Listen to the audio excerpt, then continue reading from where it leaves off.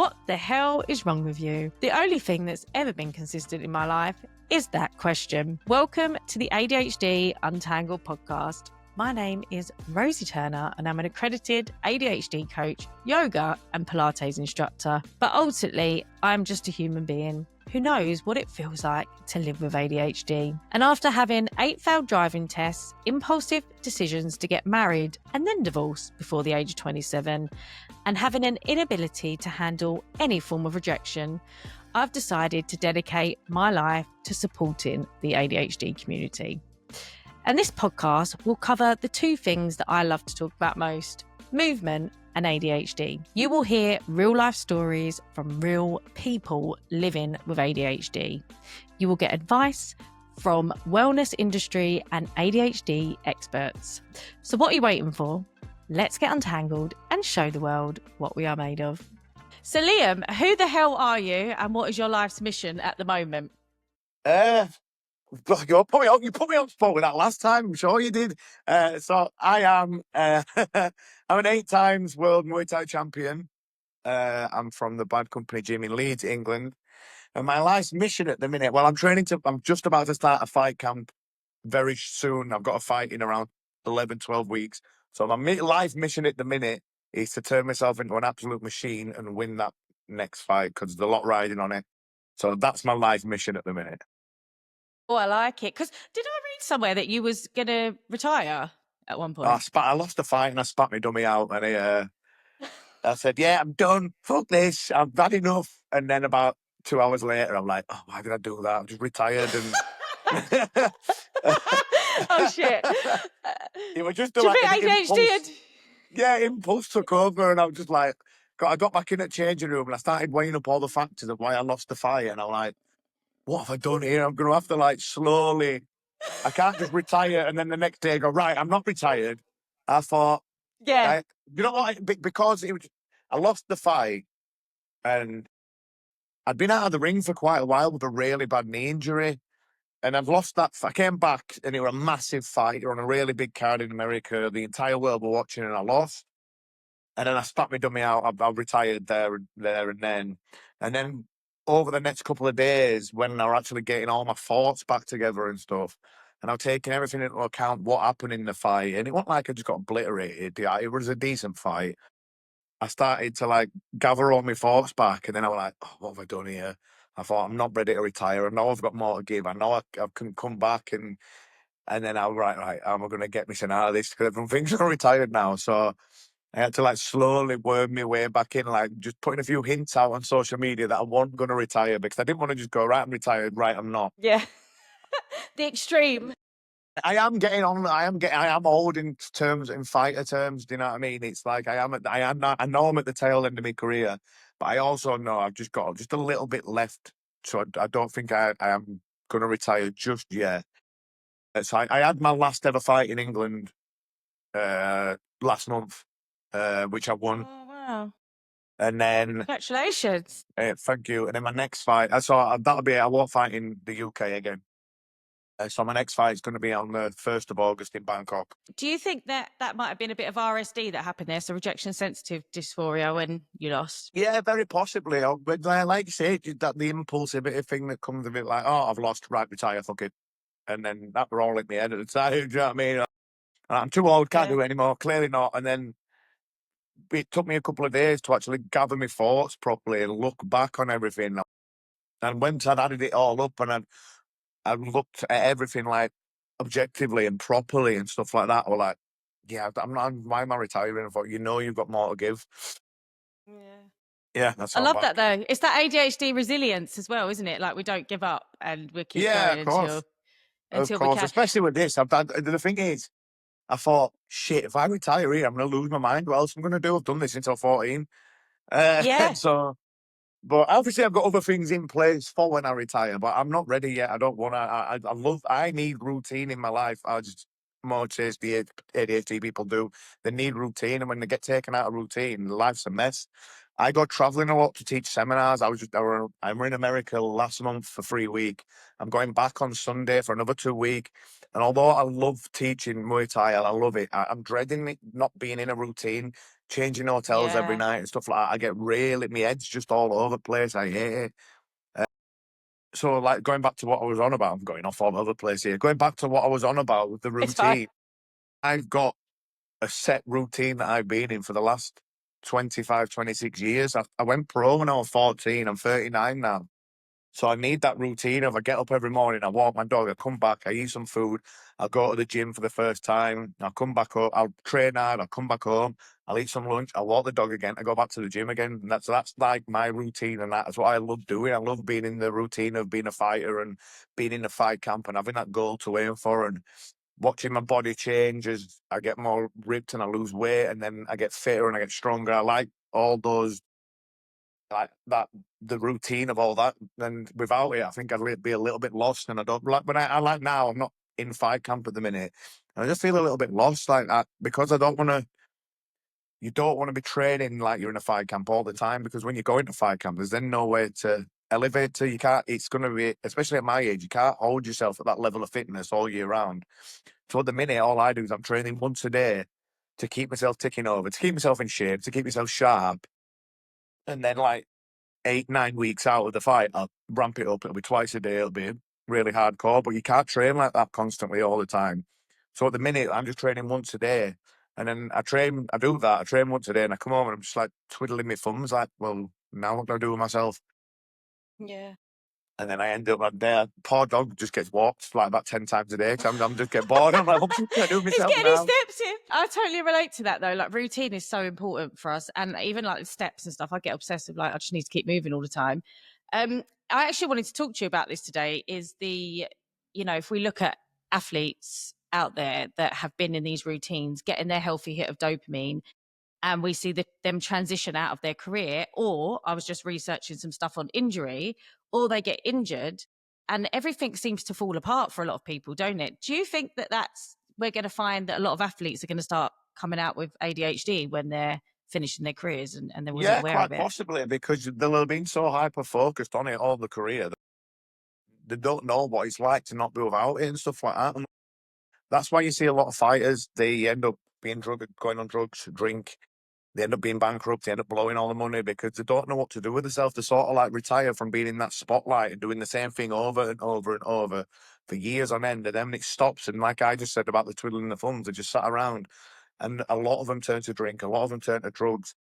And I get why, because when you've been in the limelight and you've had that routine and you've been up here all your career, and then it suddenly just stops. That's a hard thing to grasp. That I've spent a lot of my younger years putting other things in place for when I retire, just so my brain's going to be active all the time. I've got my own promotion company. I've got my website. I teach seminars worldwide, so I can still be involved in the sport, and it'll still give me stuff to aim for and be around.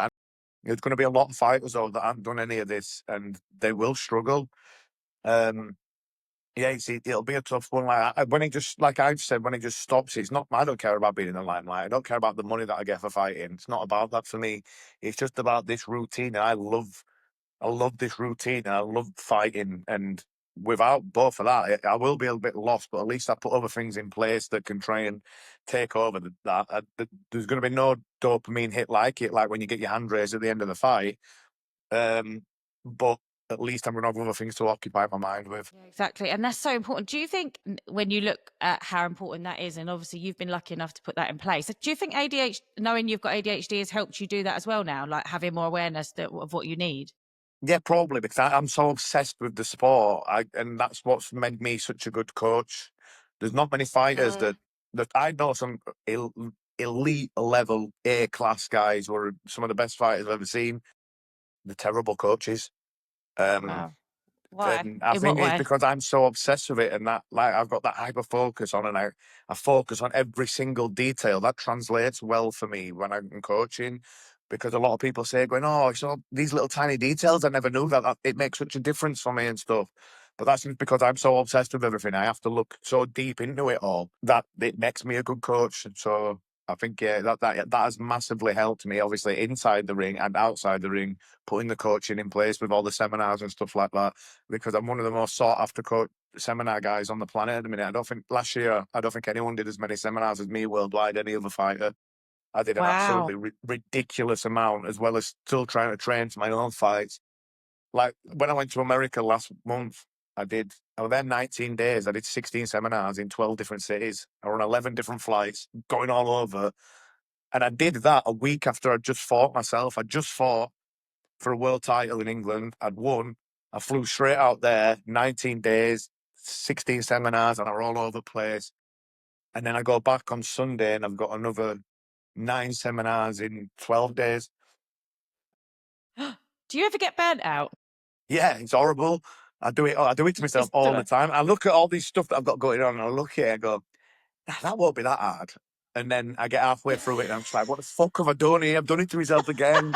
And I'm at home, like, I'm ringing Kate, going, Kate, I've done it again. She's going, I told you you're going to do this again. And so, but yeah, Yeah. I do it to myself all the time. But if I don't have all this stuff in place, if I look at what I've got going on in my calendar that Kate makes me use because I refuse to use it, and then I'm going to fill it in for you. So she fills it in. She goes, look at your calendar, what you got to do. And I'm looking at it. If I look at it and there's hardly on there, I'll start panicking, go, right, we need to do this, get all this, book this in here, do this.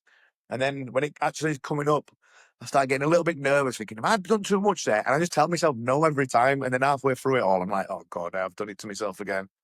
I've done it again. How Yeah. does burnout show up for you? Can you pull through it? Do you still show up, or are you quite good at saying, right, I'm stopping? Yeah. Do you know what? It's very, very similar to overtraining as an athlete, because I do it to myself a lot, that overtraining, because I'm so obsessed with it and thinking, right, I need to do this, I need to do this, I need to get it all in. And then I start looking at my week thinking, well, I can't get my S&C in this day. So then I'll just end up trying to cram loads of stuff into one day. And it'll get to Wednesday and I'll have trained like 9 times. I'll have done 3 times Monday, 3 times Tuesday, 3 times Wednesday. And then I'm ruined on Thursday and Friday then, just because I'm so worried about getting everything all in there. And then that is an awful feeling as an athlete when you're overtrained. And it's very similar to burnout, like what I'll do when I've got so much things going on in my head. I'll just end up crashing, but it usually only takes 1 or 2 days and I'll come back round and stuff like that. Yeah, it's so important. Do you think, because obviously you said you do a lot of coaching and you really enjoy that. Actually, last time we met, actually, you said one of your missions was to become a renowned coach now, as well as one of your missions. So it sounds like you're doing that. Do you think, that's something that needs to be looked out for or educated on for coaches now that are going to be supporting, new athletes coming through in some ways, being that, especially with ADHD, like if you can't future think and you can hyper focus and do too much all the time. Do you think that's something that could be Yeah, helped? most definitely. And the thing is as well, like in an RG, my coach, Richard, him and his wife, Lisa, their youngest son, who's 18, he was a junior world champion and stuff like that. He's really bad with his ADHD and stuff like that. His impulsivity, his outbursts and all that. And as he was younger and stuff, so they dealt with him. So when they seen young kids coming into the gym, they were like 5 or 6, and they spot it a mile off, so they know exactly what they need to do. They know exactly how to nurture them and help them get the most out of the classes. If they see them start throwing tantrums and that, they help them like get their emotions in check and stuff like that. So it's been great, obviously, for them having a young son who had all these like issues growing up with his ADHD that he really struggled with. They spot it a mile off with the young kids in our gym now. Just going back to Fergus as well, he's now 18 years old. He started to get like all his emotions and everything in check. He's learned a lot about his ADHD and about himself, and he's got it all. He has his moments still, but he Mm. is now he's fighting for a European title this Saturday, and he's only 18 years old. You know what I mean? So Wow. it's been a tough journey for him getting out how to get all his emotions in check, especially when like he were fighting and he were like fighting on emotion. And as a fighter, you can't fight on emotion every single fight. You have to use your head a little bit as well. And he's learned how to do that now at only 18 years old, and he's already up there with like the best in the country. He's fighting for a world title this Saturday, so that's been great to see, and it's great to see how Richard coaches the youngsters so we can spot that with a mile off and stuff like that. And now he did with me, like all my younger career and stuff as well. Yeah, that's so important. Because how old were you when you got diagnosed? It was later on in life, wasn't it? You didn't realize until. Yeah, I can't remember how exactly old I was, but I were in late 20s. I were old. But my missus had said Do to you, me, she went, you've got ADHD. And I went, no, I am, because I didn't even know what it was. I thought it were just being naughty in school and not paying attention, because there were no information, all this information and stuff that's out there now. Like, there were none of that before. I just thought ADHD were a thing, you can't pay attention, that's it. I didn't realise all the other stuff that came along with it. And when I started reading up on about it, I'm like, oh shit, she's right. Um, Yeah. Okay. Got it. Mhm. How did it show up for you as a child at school? Because I was saying to you before that what I got stats this week, and it said 30 to 40% of children with ADHD are being excluded from school at some point. I reckon it's going to be more than that. These are just new stats. And over 60% of kids in youth offending institutions are believed to be undiagnosed ADHD as well. So, how did ADHD show up for you when you was in school? So yeah, I didn't pay attention to anything in school. I was, unless it grabbed my attention or it was something I actually liked. Like I excelled in sport and PE, obviously. I think there was stuff like there were a few subjects in history that just grabbed my attention and I got really interested in them. And I used to go home and try and like find out loads of information. Like the internet wasn't a massive, you could just go home and Google stuff. Then I'd go on, I'd have to sit on my dad's big computer and I'd try and read up on it and stuff. If it was something that grabbed my attention, I'd be okay. I failed nearly everything else. I did well in PE, RE, and I think history because there was something in that that really stuck out to me. So I did my coursework on that piece. It might have been that king that killed his sons like in 1500 or something. It was just that piece that I did my coursework on, and it was that good. I got like a B in history, and now even though I God. wasn't really, yeah, no, it was just stuff like that. I failed literally everything else. Maths, looking at numbers, just give me a panic attack. Science, I Me couldn't too. grab it. I couldn't grab it. It like they didn't grab my attention enough to be interested enough to learn about it. And again, especially when you've got all equations and all sorts of stuff coming out, that just did my head in. Especially when you're looking at the elemental charts and that, and it's too many letters and numbers all over. I hated that. But yeah, if it was something every now and then, something would just grab my attention and I'd go really deep into it. And and it turned out to be weird stuff like RE and history and stuff like that. That's so weird because when I was writing about my education. The only two things I'd done well was RE and gymnastics. Mine wasn't PE; it was just gymnastics. So there might be something in that for ADHD. So was it? Was your school supportive though of your talent? Because you started obviously fighting quite young. Were they supportive of you doing like PE, or did they try and make you fit into this box when you was at school? To be fair, they supported my fight career because they knew. And because the people in the class who used to make me bring a VHS in of your fight, I want to watch your fight. So my dad would go film my fight and bring it in, and then the teachers that let them watch it until one day one of the teachers were like looking at it, and I was 15, I was only fighting with gloves on, I was fighting pro, and they were like, "Is this legal?" And I was like, "Yeah, we won't show these videos anymore. Don't worry, because I thought, oh shit, teachers are gonna go to my gym and say something here, and this is gonna like get out of hand because we were lying about my age when I was fighting. We were lying, saying I was 16, 17, but I was like 14, 15. So as soon as the teachers started saying like, is this one of maths like one day they went, is this legal? I went, yeah. And I thought, right, I'm not showing any more videos anymore. But they were supportive of my fight career and that. But I think I mentioned to you before what one of them said to me, like, I'd got thrown out of English and he said to me that the teacher, he grabbed me outside and he started shouting at me. And he said, what do you think you're going to do? You need to get yourself together in school and get your act together and pass some of this and get you sent off to college because you think you're going to be a pro fighter all your life? Because I tell you now, that won't happen. And I said I did a big interview like on one in America, and I thought, if he's listening, I would love it if he could actually see this now. Because I've never ever forgot that. I'm sure that put a massive amount of fuel on the fire that made me thinking. I never ever forgot that. I still think about it now sometimes. And that was 25 years Yeah. ago when he said that. I'm always so interested in how we can respond differently to these, because I love that story when you shared that last time, but how differently some people can respond to that. Someone putting them down or not believing in them. Because some people, it can really like damage their self belief and confidence, and they could go the other way and be like, oh God, maybe I'm not good enough. But it's amazing that you was able to use that as something to, a strength almost to keep going and even try even harder. Really mad at the time because that's at the time in my head I had already decided, right, this is what I'm doing. I was not paying any attention. This is why I got thrown out for a start. I wasn't paying. Everything had gone. Like I said before, I think I mentioned before. Like I sat there and I'm looking at the teacher in school, but I'm not paying any attention to what they're doing. In my head, I'm throwing punches and kicks, and I'm thinking what I'm going to do in my next fight and stuff like that. But So you I'd was out already, already. yeah, I'd already decided in my head, right, this is what I'm going to do. There was no plan B already. I was only 15 or something, but plan B had gone this way. I was going to be a fighter, and that way, that's all I wanted to do. And so when he said that to me, I was like, fuck you. I was like, I'll show you. And he got me so mad, and it just like spurred me on. And yeah, that were it really. Have you heard of a demand avoidance? No. That's an ADHD trait, and that's where we can't be. If someone tells us what to do, we do the opposite. Oh yeah, So yeah, I yeah, always yeah, say yeah, that's yeah. that. That's That probably that definitely is. My missus says that to me all the time. She's no point telling you all, because when I do, you do the opposite of it. Yeah, that's exactly it. Right. So if you could, so with all that happening at school and then the people that doubted you, and if you could look now at what's happened, because did you hear you got chucked out? So there was no plan B. You actually got chucked out of school in the end. No, no, I finished school. I just did. I only turned up to like 4 of my exams because I thought maths. I walked into my maths. I opened the sheet, looked at it, thought, yeah, no point doing this, and just walked straight out. And then I thought, well, if maths were that hard, I'm not going to be able to do science, geography. Didn't turn up to my language exam. I turned up to the history of the RE and the PE. Oh, and I thought, oh, I'll do well The in ones you English. like. Yeah, yeah. And I thought, I'll probably do well in English. And I turned up to that, and I did absolutely terrible. So they were the only ones I turned up to. And I thought, well, there is no plan B now. So here we go.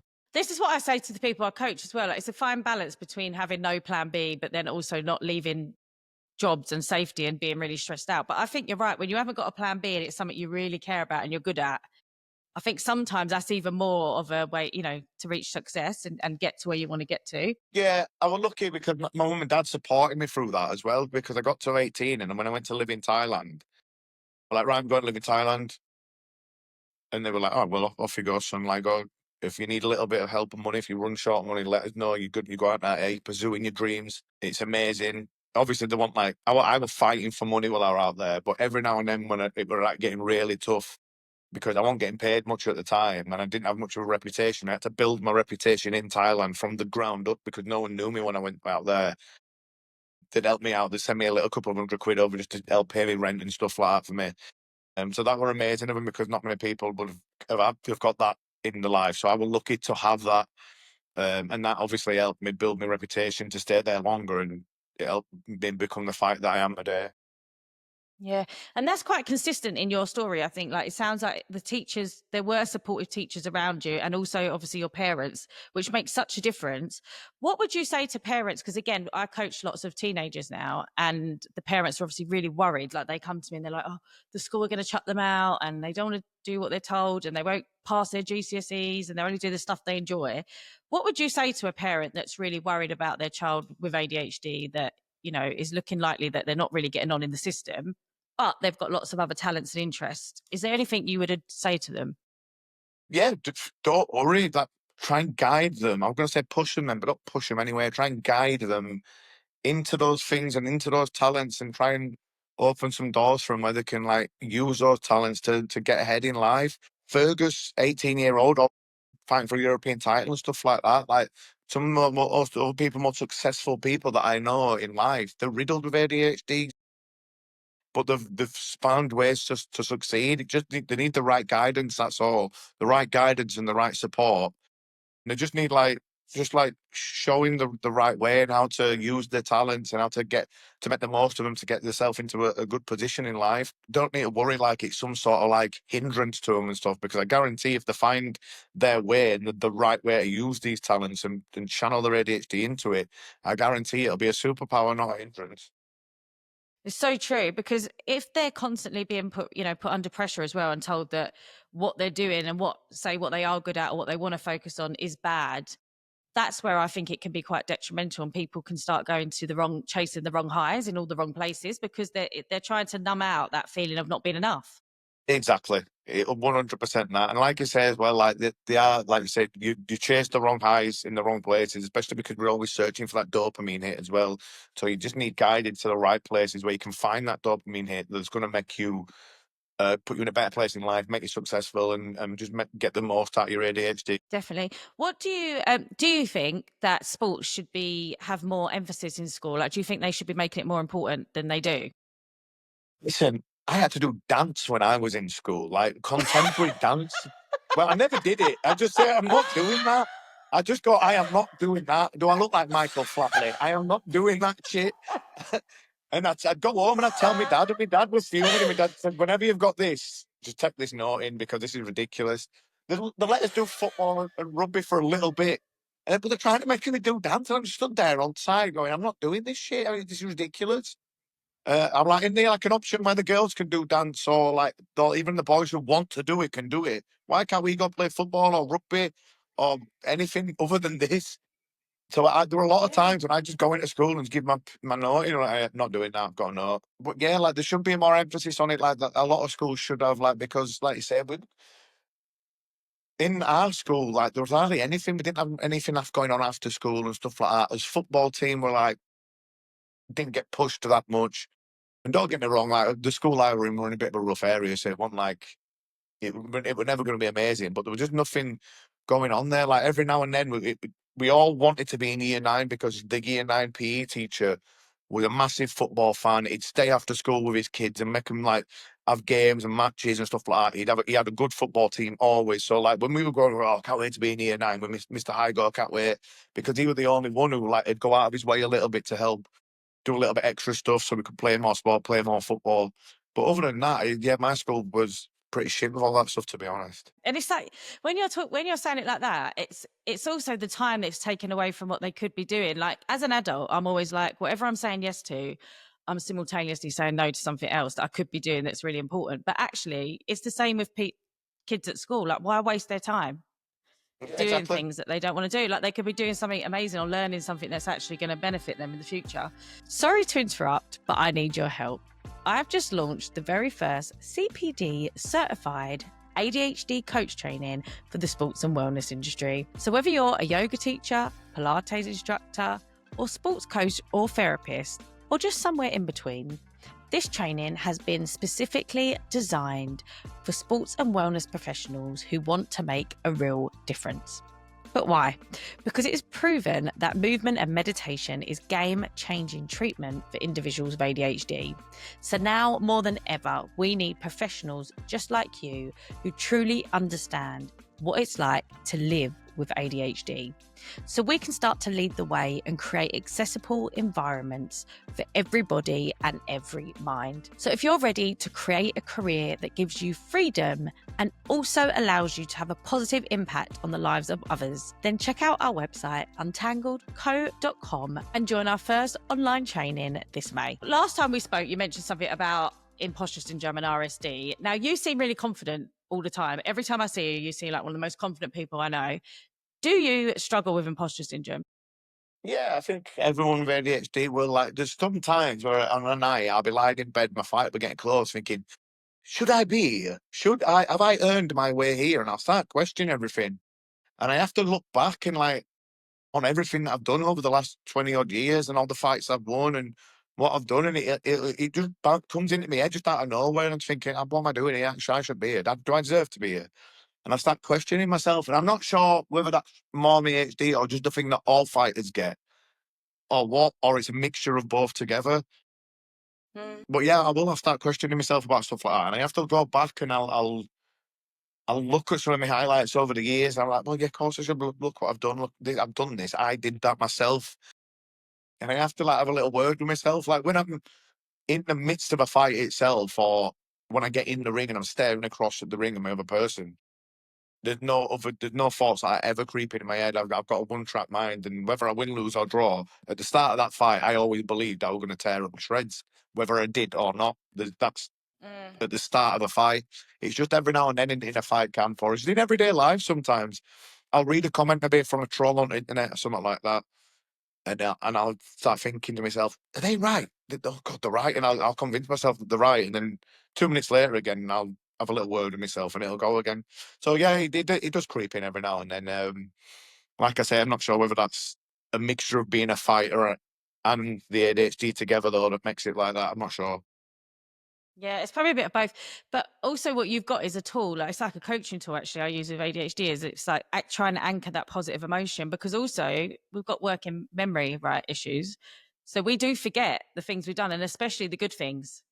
Yeah. They tend to be the last thing that we remember. We always remember what we haven't done right, and we always want to, do more. Do you ever feel like you struggle with perfectionism when it comes to your career, like wanting everything to be a certain way? Yeah. Like when I'm training for a fight, if one of my coaches, we're on the pads, he'll have me on the pads, he'll say, right, do this, bam, bam, bam, bam, and I'll go to do it, and it won't be how I wanted it in my head. And I said, do it, no, we need to do that again. We need to do it again. And they'll be like, I'm the coach, I'll tell you what we need to do again. I'm like, no, we need to do it again, I need to get it right. And I start obsessing on it. And then they'll be like, no, we're wasting fucking time here. The round's going down. We should be doing this. We should be doing that. I said, no, and I can't get it out of my head. I'm like, no, we need to do that. We need to go back to that and get that right before we can go on to anything else. And it'll just stick in my head.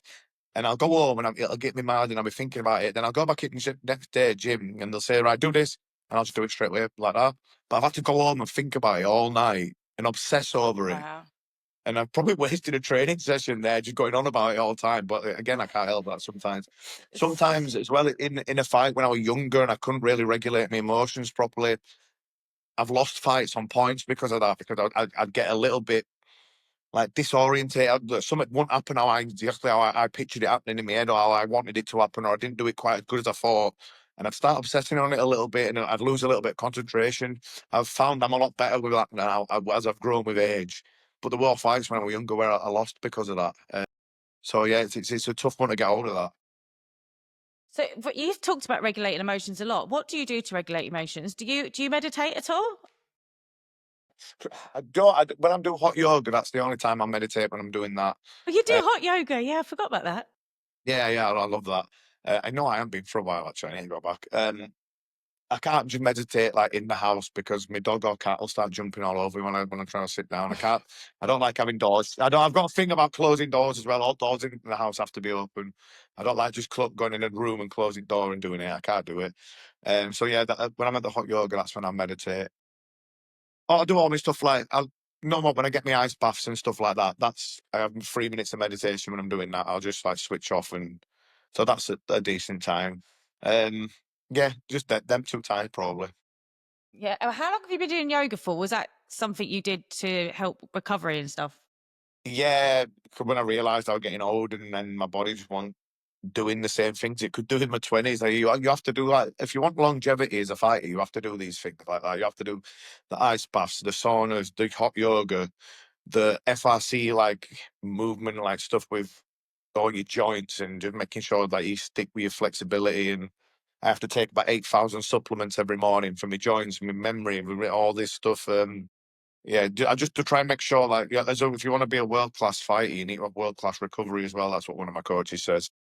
It's just become a massive part of my training now.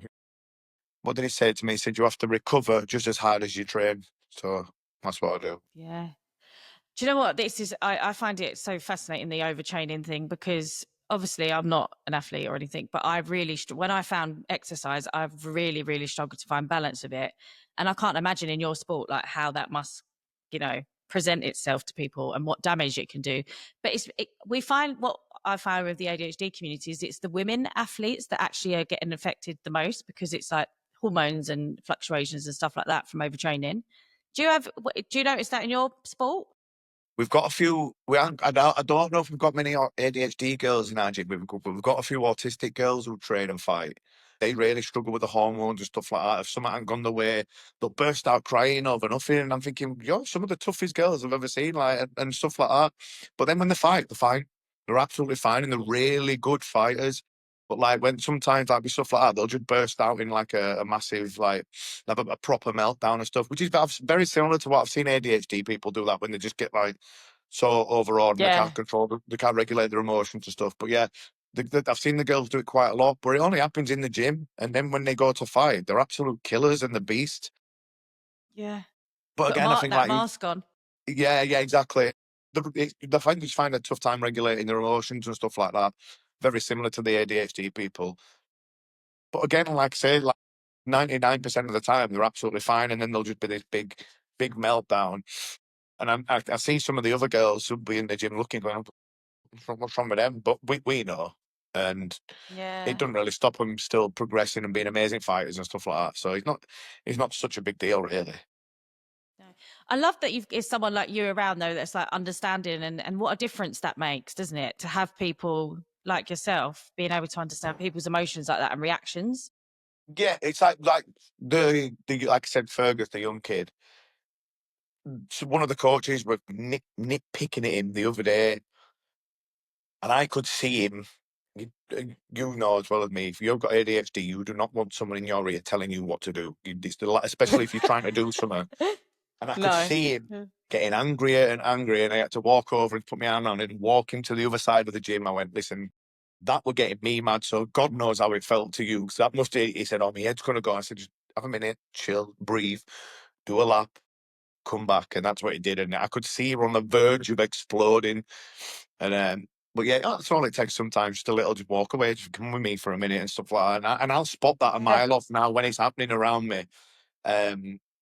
Because I used to do, when I was his age, I'd do the same thing. I'd have outbursts of like complete anger and frustration that would last about 30 seconds to a minute. And then I'd just go back and get on what we're doing.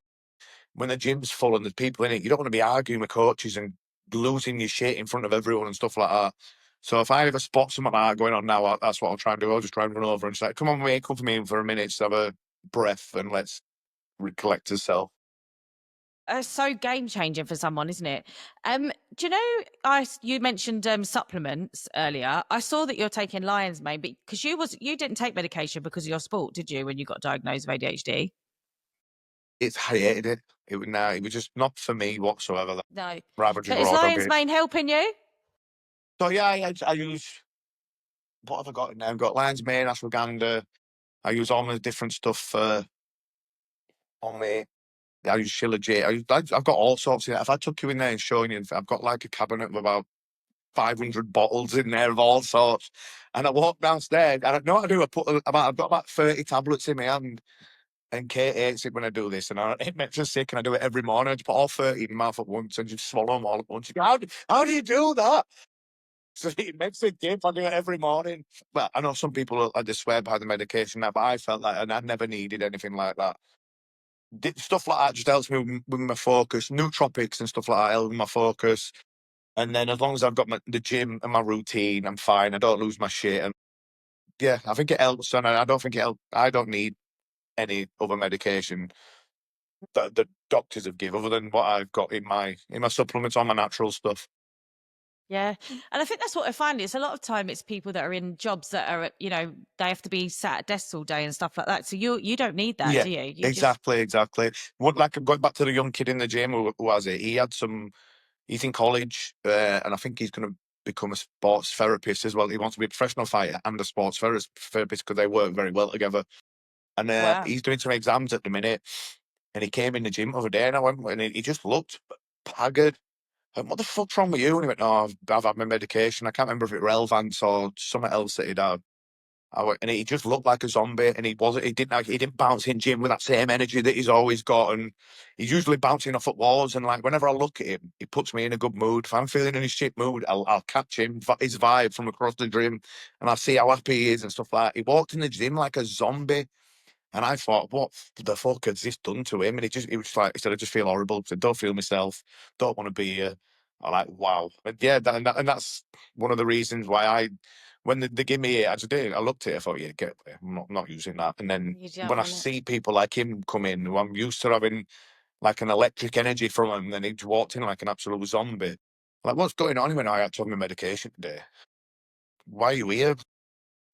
Instead he said, oh, I feel like I've got to be here. I said, just go home, mate, because you're not going to enjoy this whatsoever. It's so interesting you say that, because I've had the love-hate relationship with medication, and I did this podcast and got someone to listen to me on it and then off of it and not tell them.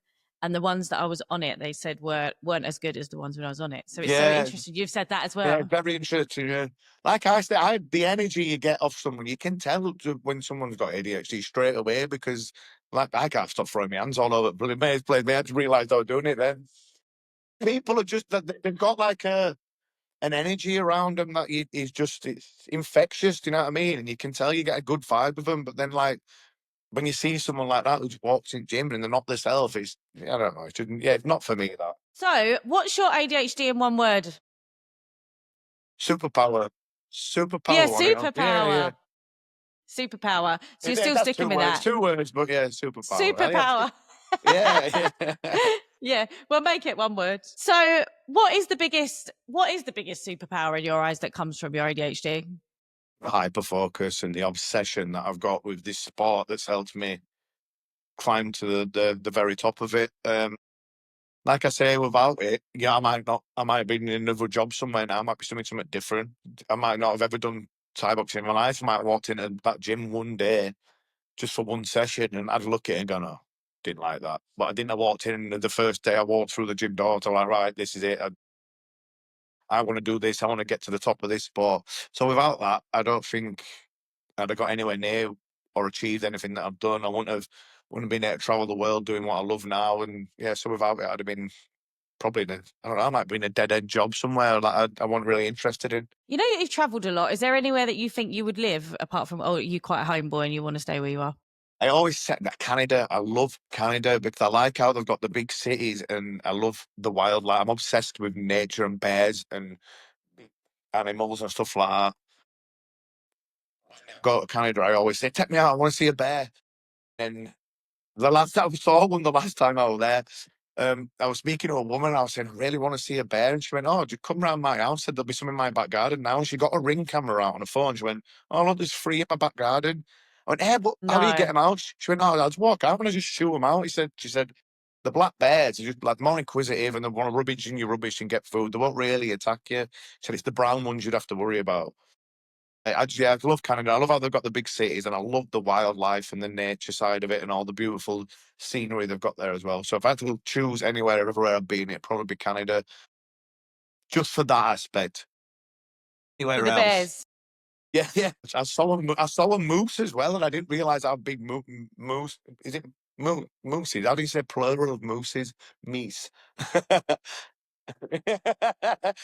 I saw a moose and I didn't realize how big mooses were. And then it were like and he was stood in front of me and its span of its horns must have been about 7 foot. And I'm like, this is terrifying because you see him on TV and stuff like that. I said, no wonder people like crash into them and write the car off and kill themselves by crashing into a moose. It's crazy how big they are. But I've never been to Canada. I've always wanted to go, actually. Whereabouts in Canada was it? So this was in Calgary, this war, but I saw the moose and all that stuff. But over here, I love nature. I watch nature stuff all the time, like whether it's just on my phone or on documentaries on TV and stuff. But we ain't got no wildlife over here. We've got foxes and rats. We don't have no like big bears and moose and wolves and all that stuff. So yeah, I really like that. So that'd be my go-to place. It's so true. And every ADHDer I know really loves nature. Like we feel so grounded in nature. Have you heard of the hunter-gatherer theory of ADHD? So That we were the hunters. So they think that we would have been the hunters back in the day. And we just haven't, obviously that's why we can't sit still and we're always like hyper focusing on things we're interested in. Do you think that could be the case in your opinion? yeah, but when my mate said, right, well, come on, we'll go hunting, I went, yeah, but I don't want to shoot. Oh, I don't want to kill any animals. So it might not have been in Yeah, my that's case. true. Yeah, yeah. I went, yeah. I said, I'll go into like the woods with the gun. I said, I'll shoot some targets. I said, I'm not shooting a deer. He went, yeah, but it's deer shooting season. We can kill them and then we can eat them. I went, well, you can kill them and then I'll eat them because I'm not killing it. Then I'm not having nothing to do with the killing of the deer. Yeah. Do you know what else someone said to me? They said, well, it can't be true because can you imagine an ADHD trying to be quiet while they're hunting as well? Yeah, exactly. Yeah, there'd be no sneaking around going on there. No, it'd be too obvious. So, what advice would you give to a young teenager who actually is having trouble at school for their challenging behavior and, you know, they're constantly being told that what they're doing isn't good enough, but they've just got this interest in something like sport or maybe RE or whatever it is. What would you say to them? And they feel like just giving up and, maybe they're on self-destruct mode at the minute. Yeah, don't ever give up. You just need to try, and this is the tough part when you're that age. You need to try and surround yourself with people who are going to help you. Like I said earlier, like just guide you in that right direction where you can get the most, or you can enjoy that obsession with that sport that you've got, or something like that. Yeah, so don't ever quit on anything. Because that will just lead down a slippery path to nowhere. You just need to have the right people around you, and some people struggle with having the right people around them. So you need to find those people who are trying to like explain to some of these teachers or someone like that. Just say, listen, I'm interested in this. I want to follow this. How can I go about it? And any good teacher or any decent human being, if someone comes to you and they say, look, I've got an interest in this, I really want to follow this path somewhere and see how I can go about it. Anyone who's decent at their job, I am pretty sure, will help guide you in that direction of that. So don't ever quit. You just need to have someone decent around you who's going to push you in the right direction and guide you and show you and cheer for you and help you go in the direction that you want. But yeah, quitting and just saying, oh, no, it doesn't matter. And that shouldn't ever be an option. So don't ever get that in your head ever. No, and that's why it's so important what you said earlier, isn't it? Like, if we can get people to regulate their emotions and actually have these conversations, like you say, like going up to a teacher or to a coach and saying, you know, I know I'm struggling in this area, but this is what I'm interested. Can we make a path for me to succeed in this? Like, that's such a different approach to then when we can't regulate our emotions and then anger comes out and we storm out and all this, you know, that's where it all goes wrong, isn't it? Yeah. 100%. Like I say, and that's where it comes into this is on the teacher or the person who's guiding or like, and stuff like that. That's where it comes on them. You need someone decent around you, which I never had when I were in school. Mm. I just got told I wasn't going to be able to do something, and then that's why I just always get thrown out of or suspended or whatever else. But yeah, there's a lot riding on it with stuff like that as well, because it can be the difference between someone who makes it or someone who goes down the wrong path. I know. Uh, It's such a fine line, isn't it? And what would you say to someone who hasn't thought about, like you have, like you've been so good at thinking about your future, like you said, for when this, you know, when your career changes or it might have, you know, you might have to stop fighting. For someone who hasn't really thought about that yet and they've listened to this and they're like, oh God, I should really think about this, or, you know, because I might get injured, or how long have I got in the game type thing. What advice, where can they start? you know what? I was very lucky that I've got Kate in my life because she was the one who's helped me put all these things in place. When I was starting getting paid really well for my fights and stuff like that, she took me to a wealth management advisor and who's helped me put my money in pensions and investments and stuff like that. Without her, I'd have been screwed. Um, Mm. so to be fair, I would have had no idea where to start myself. It wasn't like I thought. I knew how to start the coaching side. I thought, right, I'll do this when I retire. But Kate were like, well, what are you going to do if you get injured to the point where you can't coach or your body just gives up on you at 50 years old? What are you going to do then? So she's the one who's helped me go to the wealth advisor, and a lot of my percentage of my purse goes into a pension and stuff now. And without her, I'd have probably been screwed because if I do get injured by the time before I get to 50 or something like that, what would I do then? So yeah, it just needs again, if you're not too sure about it, just ask a few questions to someone who actually knows about this type of stuff. But I would definitely say, as a fighter, everyone should be looking to invest the money in other things, whether it's being part of a gym that you enjoy doing, where you can be a co-owner, which is what I've done. I'm a co-owner of my gym now, where I've trained all my life, and we've just opened a really big new facility. Whether it's talking to someone about your wealth management and stuff like that, whether it's if you're interested in coaching, get your seminars done. But that's the thing with a lot of fighters. A lot of fighters aren't really interested in anything other than fighting, which is where I'm lucky. Yeah. I want to coach as well. Like that, my obsession with the sport goes beyond just fighting. So I'm lucky, and I don't know whether every fighter does have that, to be honest.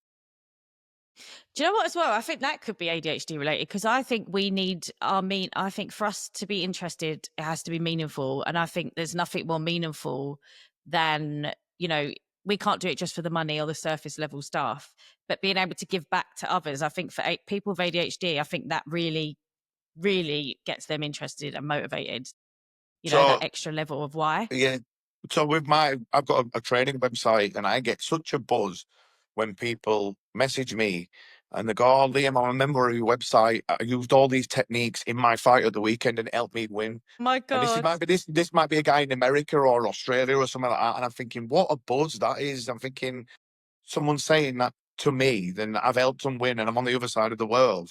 So I love that, which is why I love the coaching side of things. Like when I'm doing my seminars and stuff like that, I'll get a guy who'll message me sometimes, or they'll come out from maybe Canada or wherever I've just been, and it'll be, "Oh, Liam, that technique you showed in your seminar, I used that in my fight. It worked perfect. Thanks, mate," and stuff like that. I get a right buzz off that.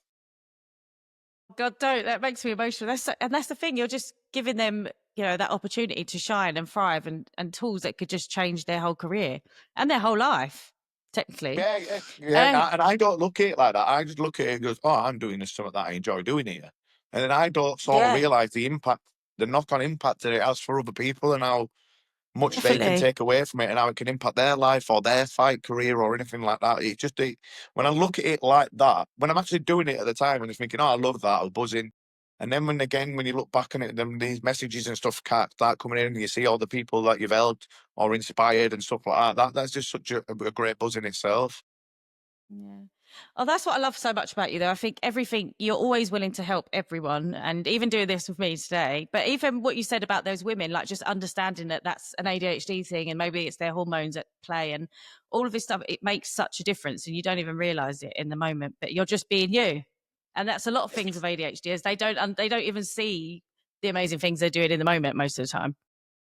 Yeah, but to me, I'm just me. And yeah, if I can help someone, I will. So, any last words for our listeners or someone with ADHD that you want to say that you haven't said? I think the main thing that needs addressing that we were on about earlier is just for young people is having the teachers need to have the right frame of mind to deal with these kids, and they can't just be told, oh, he's being naughty, he's being this, you're not going to amount to this. The teachers need to be the ones who are going to be able to guide them. There's a lot, like we said, there's a lot riding on how they react to these situations with these youngsters and stuff like that. So I think that's one of the most important things. Yeah, it's true. And a life with or without ADHD, I'm guessing still with?